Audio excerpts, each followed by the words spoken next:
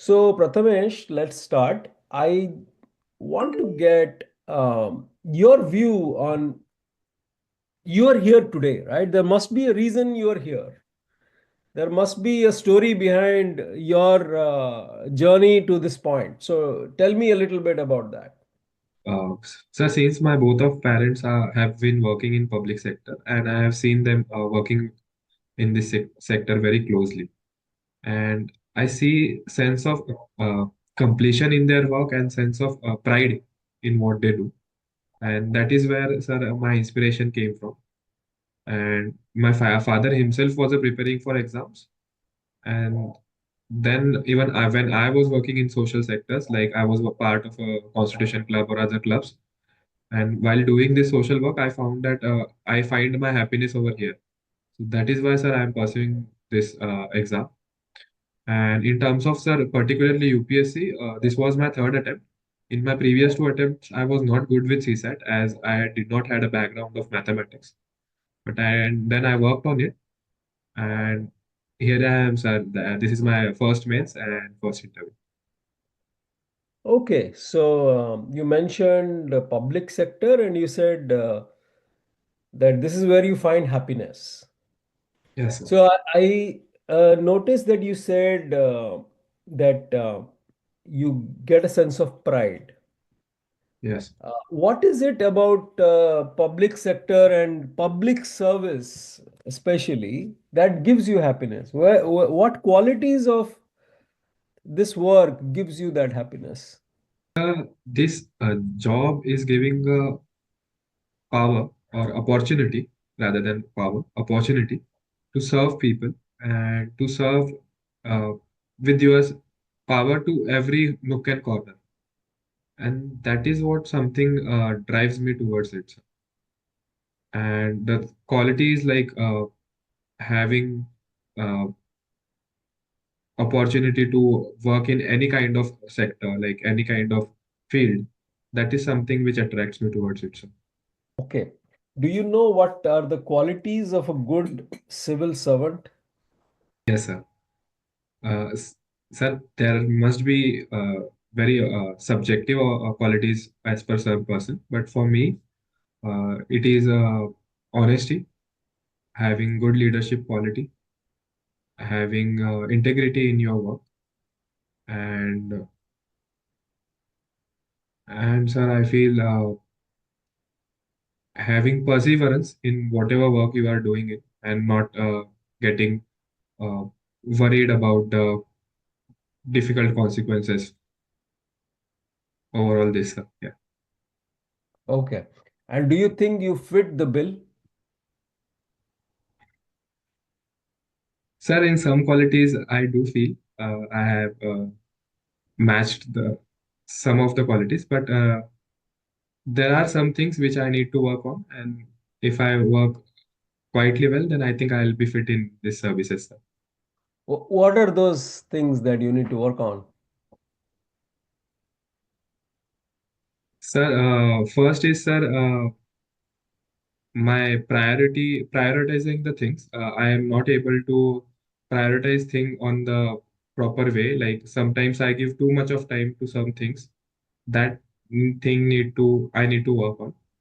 And second is, sir, my emotional quotient I need to work on because, sir, sometimes I get too much emotional on things rather than working on a rational basis, sir. So those two things I think I need to work more on. What if I tell you that that's going to be a big problem for a civil servant? Yes, sir, I need to find a perfect balance of this, sir. I feel that I am more tilted towards the emotional quotient, emotional side, sir. Okay. Okay. All right. Now let's talk a little bit about your state and place where you grew up. Mumbai is biggest metropolis of India. Yes. What, in your opinion, are the biggest issues that Mumbai is facing today? Sir, there are multiple issues. First, which I think of is a urbanization issue. That is, there is a very large kind of urban sprawl which is happening in Mumbai, which is causing much of a development of slums. Around 45% of Mumbai lives in a slums. That is the first issue. Second is pollution issue, which is recently been in news for many times. Like AQI quality is dropped at a severe level. That is the second issue, sir. Third is about, sir, infrastructure in terms of traffic, in terms of works which are not getting completed on time, or in terms of water pollution or water congestion which is happening during the rains. So that is also, sir, one of the issue in times of infrastructure. And fourth is, sir, in terms of crimes which are happening in Mumbai in recent times, the organized crime which is happening there in terms of drugs, or the killings of some people have been there. So overall, that is also, so law and order issue is one of the issue which is currently facing in Mumbai. Okay, so talk a little bit about the urban sprawl, right? I mean, that's a characteristic of any metropolis, right? Whether you take Delhi or you take Bangalore, you take Chennai, there is sprawl. But why is that a problem? Problem of having lack of planning in terms of whatever population will be going to rise, and that a lack of planning is leading to this problem. We have seen, sir, planning in terms of Navi Mumbai, where it was nicely planned, and we have seen that uh, it has managed to curb this sprawl to some extent. Or, sir, we have seen city planning like Chandigarh. So, first is, sir, in terms of planning, I feel that is the issue for this urban sprawl. Second is in terms of, sir, building growth poles in certain areas, like the surrounding areas of Mumbai are not having enough kind of opportunities, which is causing full migration towards Mumbai. So that is also causing this sprawl, sir. And, sir, third, in terms of high rentals in Mumbai, we can say that these rentals are causing people to choose for a very cheaper option, and they are then choosing towards spreading towards the slums. So, sir, that is also one of the reason for this sprawl, sir.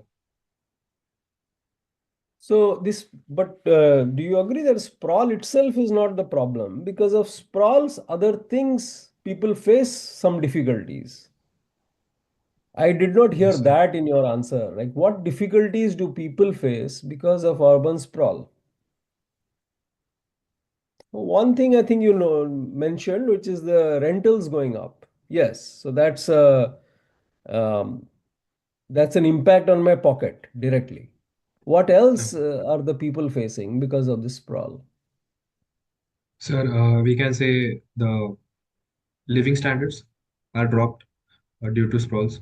In terms of health, as my father was working in Dharavi, he has seen the living conditions of people very closely.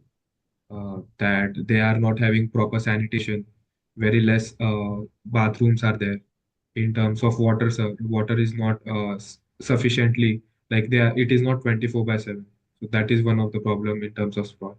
Congestion which is happening in terms of roads are getting congested as people are getting more and more towards the roads, and that is why traffic is happening in cities. That is one of the problem due to sprawl. Or, sir, in terms of electricity, city also, sir. Uh, I have seen in Dharavi, uh, there was one circuit happened, which caused fire throughout the area of around 20 houses got burned due to this. We can say that sprawl is overall happening, causing this kind of problems, sir. I see.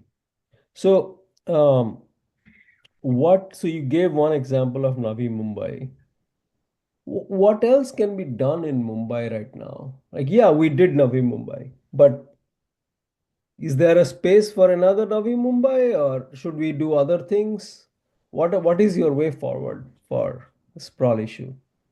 Currently, Chief Minister of Maharashtra is in one event gave a statement that he is building a third Mumbai, which is closer to the inference area of the airport, that is Navi Mumbai airport.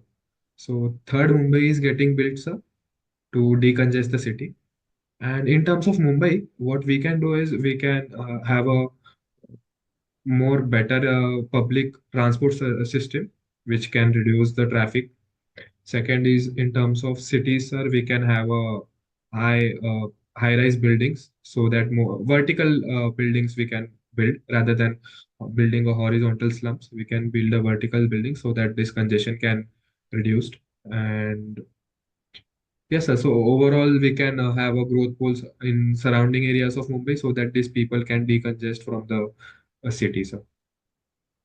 Okay. Now, if you were to measure the bad effects of urban sprawl, let's say you are a civil servant, okay, in Mumbai, posted in Mumbai, Yes, sir. and you are part of, you're an urban secretary, let's say, okay. Yes, sir. Now, your chief minister saying that, oh, urban sprawl is going on, it's bad, whatever it is. So, what metric will you use to measure urban sprawl? Is there something, one or two or three? What metric do you have to measure this effectively? So that you know your policies are on right track. Let's say you make the third Mumbai, you change you put your vertical structures, you have a better transport system, you do all of this, right? Sir, Um, can I take a how moment will for you this, sir? measure if things are on track? Yes, sir, can I take a moment for this? Yeah. Sir, right now I can think of two parameters on which we can check this problem. First is, sir, floor space ratio in terms of how many houses are built over a area. That is one of the parameter on which we can measure the density sprawl of that area. And second is, sir, population density we can count. That is total area and total number of population upon an area.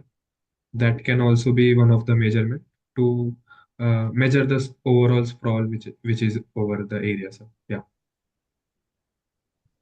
Don't you think when you have a third Mumbai, a better infrastructure, a better transport system, then more people will flock here?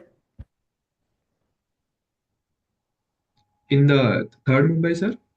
Yeah, I mean, in the sense that whenever a city has these things that you talked about, there are more people coming to the city because yes, there is more living space. It's nice to live out there, which is what happened to a city like Bangalore, which had all those things, and then people came in, and then density increases. So if your plan is successful, actually population density should increase, not decrease. Yes, Do sir. you agree? Uh, so the cultural significance of Mumbai will not get lost if anyway the third Mumbai will be built.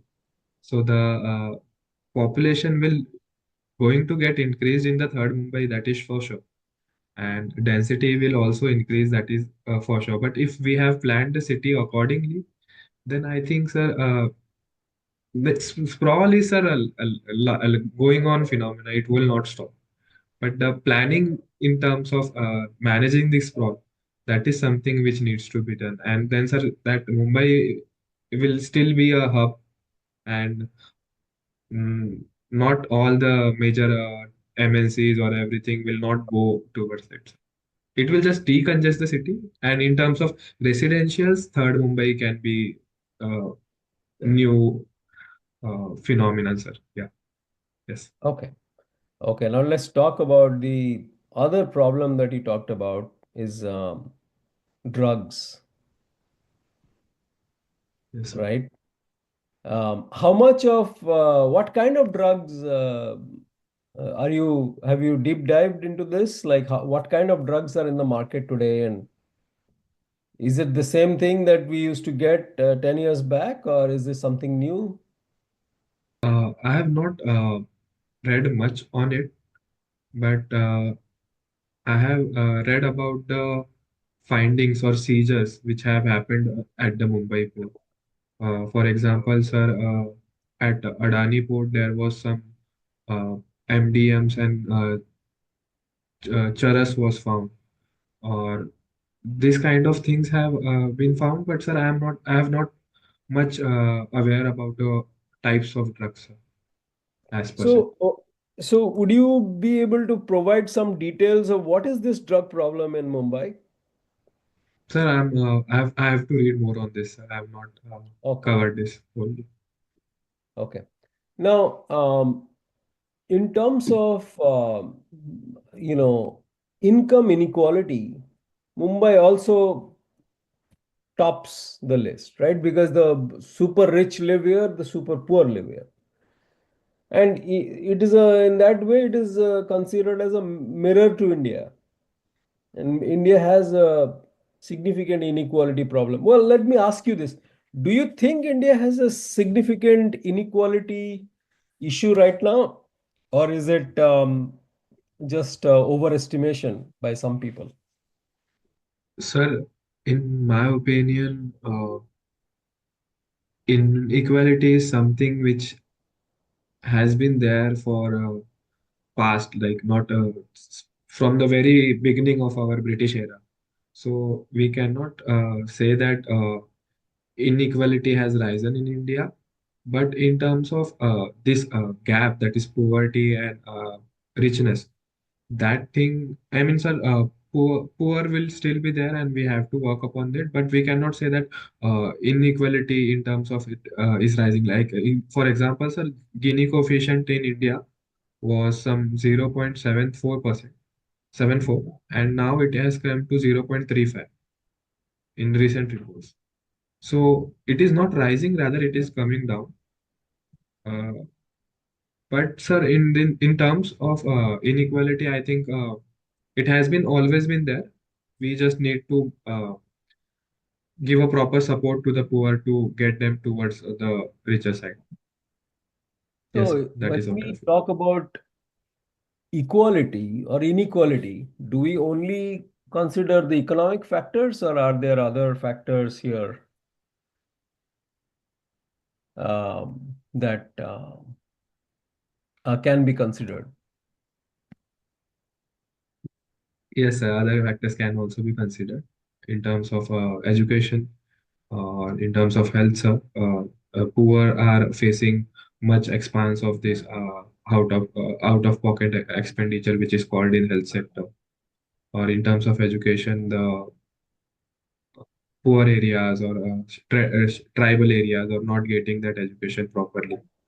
So we are trying to balance this, sir, in terms of policies like PM Janman is there, or in terms of Eklavya school, we are trying to build schools at the tribal areas, or in terms of health, we are having the Ayushman Bharat scheme to uh, help the people in country to in terms of secondary and tertiary health services.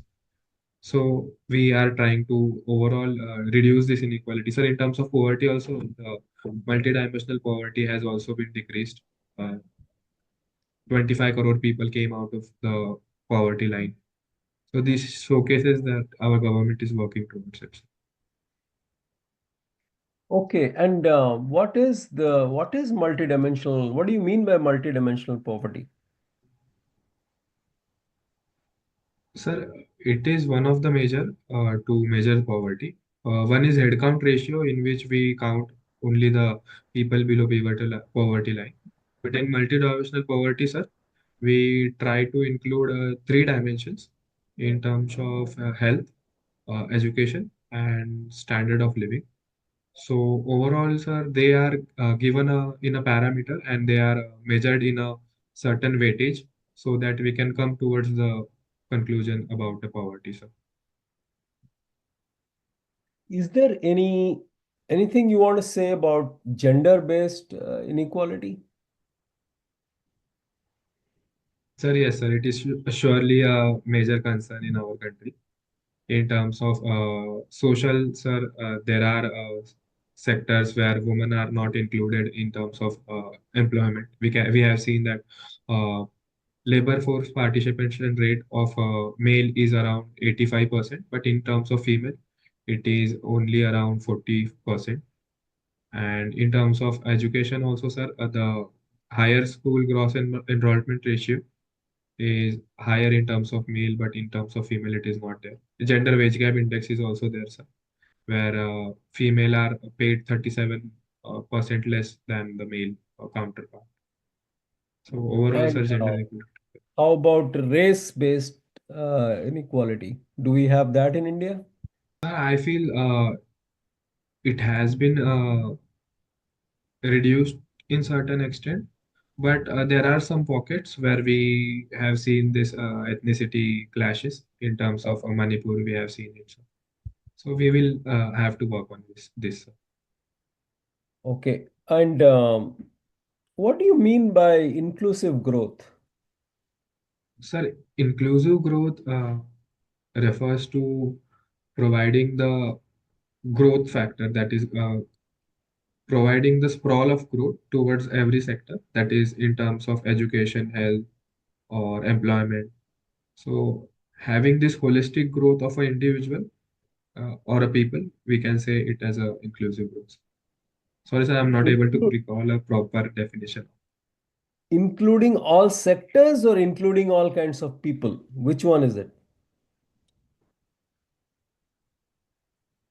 So it can include both, sir, in terms of sectors also and in terms of people. Okay. All right. So now, another thing that I'll pick on is Maharashtra is relatively well to do in terms of if you compare the states in terms of the GDP and the economic growth and all of that, right? It's an economic powerhouse. Yes. What do you think are the core reasons why Maharashtra is there at the top? Sir, I have divided these factors in terms of historical, economic, and overall political factors. So, sir, in terms of history, sir, we have seen that it has been always been on the priority of the past rulers also, and in terms of British also.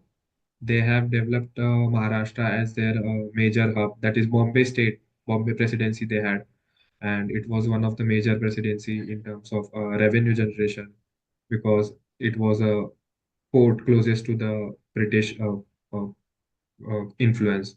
So that is one of the region that it was a port-based development has happened in Maharashtra. Second, in terms of economics or economy, in terms of economy, that is same. The port is there. Also, sir, it is geographically rich. It has a black cotton region, black soil region, which is sufficient for growth of agriculture. Uh, in terms of political stability, sir, it has been there for years. Like there have been visionary leaders like Yashwantrao Chavan or Devendra Fadnavis is also there. So they have also worked towards the betterment. So I think, sir, these are the factors that are leading to the growth of Maharashtra as a region.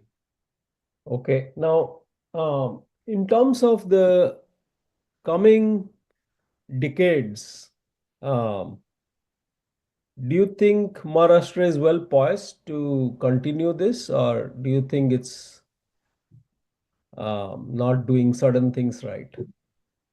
Yes, sir.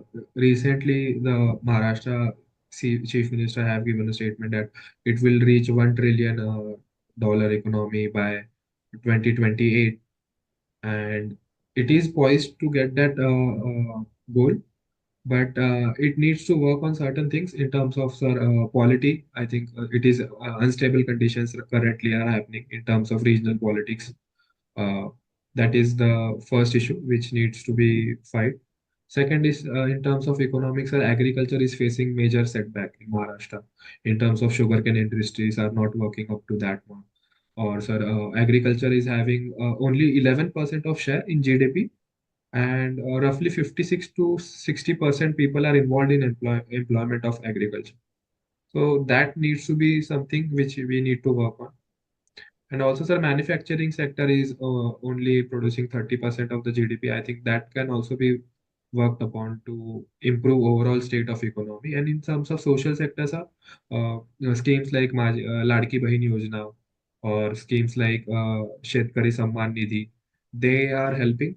But if we provide a proper social development like education based or health, if we focus on this, then I think Maharashtra can get a good dividend out of it, sir.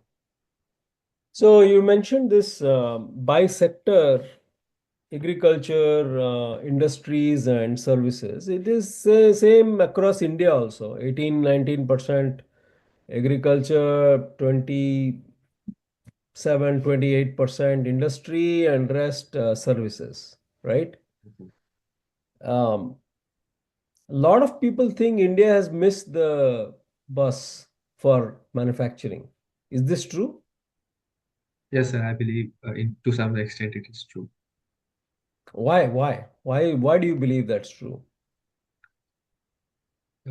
Sir, as manufacturing have been growing in only certain sectors like steel, or in terms of sir, we have not organized the manufacturing sector as we were expecting to. MSME are not have been not included in the overall inclusion of the manufacturing development. So in that terms, sir, I feel that we have lacked in this kind of things. But then, sir, we are working on it in terms of PLI schemes or schemes like. So yeah, sir, there are multiple schemes which are we are focusing to work on this.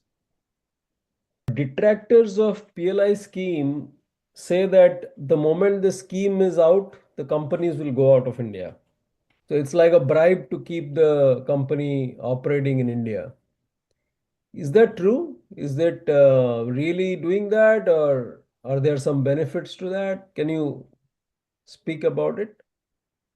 Sir, to my limited knowledge, this has also happened in terms of SEZ sectors where we gave a clause of building a industry, and then companies use the sunset clause and they tried to flee away from the after the benefits were gone. But in PLI scheme, sir, I think this will not happen as we are providing uh, subsidy in terms of incentive in terms of the production which is happening. So if the production is on the certain percentage, then only we are providing the PLI. So I think, sir, in this term, I I believe this will not happen in future. I Okay. need to read more on this, sir. Yes. Okay. All right. So let's go a little bit on the global side, right? So I think then we can talk about some of the problems that the world is facing in general. So you've seen the whole Ukraine war unfold, right? Yes. And a lot of people call it the failure of America to get a resolution. Do you think that it's America's failure or Russia's failure, or what is going on here? Sir, in my opinion, I don't think that this is America's failure as such, but I would say that it is more of a Russia's failure, because as uh, Russia was not able to contain Ukraine from joining a NATO, and then when Ukraine tried to join a NATO, and then Russia tried to attack. So in this terms, sir, if Russia was able to contain Ukraine from joining a NATO, then I think this war would have been stopped. But then in now, sir, if we are seeing that how America is supporting the But NATO, and then joining NATO is not a good thing, or Russia should have. How should have? I mean, one country should not control another country, isn't it? yes, Uh, So I didn't understand what you were trying to say. Russia trying to control Ukraine, as in it should have. So you're saying Russia should have controlled Ukraine better, or Sir, I'm not saying that Russia should have controlled Ukraine better, but in terms of, sir, negotiations which were happening, that Ukraine was threatening to join a NATO, that negotiation should have been controlled in terms of whatever problems they were facing in terms of Ukraine and Russia. That issue, if they have solved, then I think Ukraine should not have taken a step of joining a NATO or not have threatened Russia to join NATO. I don't think that sovereignty should have been blocked by the Russia to You control it. see, isn't it a country's free will that they can do whatever they please, right? They can join one party or group, or they can join the other group. So, Yes. is it why is that a big deal? Like even if Ukraine joined NATO, what what's the problem? Sir, for Russia, it was a problem. For Ukraine, it was a goodwill to join a NATO and have a security. But in terms of Russia, sir, as Russia don't have a full access port, so they had to had a good hold over Ukraine. Hmm. That is the Donbas region, Okay, Crimea. but I think what you're trying to say, I think, is that Russia should have used peaceful negotiations to make sure that this did not happen. Yes, So yes. Russia did not peacefully negotiate, and this is where why we have resulted. Russia as a country went wrong. Okay, Yes. okay. Now we all know that, but why do you think Russia really attacked Ukraine? Did they really want a peaceful? So that's what maybe you and I want, but Russia seemed to want something else. As Ukraine is having one of the major coal areas like Donbas and uranium plants, so Russia wanted to have a control over it. Also, sir, they have a port in Ukraine. So that ports were also one of the major things which were attracting Russia to attack Ukraine. Hmm. And I think, sir, these are the major two reasons. That is, in terms of resources and in terms of trade, they wanted control of a port, sir. What does India want? India wants Ukraine to join NATO, or Russia to annex Ukraine, or Ukraine to stay sovereign. What's it that we want? India wants peace, sir. As recently our Prime Minister said that this era is not of a Yuddha but of a Buddha. So it showcases that India was want peace. It does not want to align itself to any kind of politics, but it wants peace, sir, overall. All right, Prathamesh, let's come back to your personal story. In your DAF, you've mentioned rock hounding as one of the hobbies. What is rock hounding? Sir, actually, it is a hobby of collecting different kind of stones or rocks. So whenever I visit any place, uh, I try to collect some of the memory, and for me, it is in terms of rocks. So whatever rock I found aesthetically beautiful, I try to get it with me at my place. Okay, what is it that you think what makes you personally like rock so much? People take pictures, but some people Yes, sir. collect rocks. Why? Why is that? I get attracted towards the beauty or in terms of shape or in terms of color of that rock.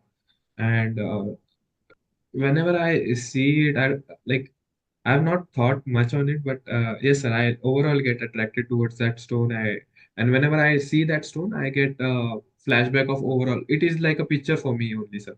Whenever I collect it, I remember whole journey and whole story out of it. What's the most unique piece of rock you've collected? Uh, Sir, I have collected a Kesaria sandstone when I went to Jaipur. So, sir, when I collected it, it was a normal stone for me. But then, when the new Parliament building was built, and it was used as a background of our Lok Sabha speaker.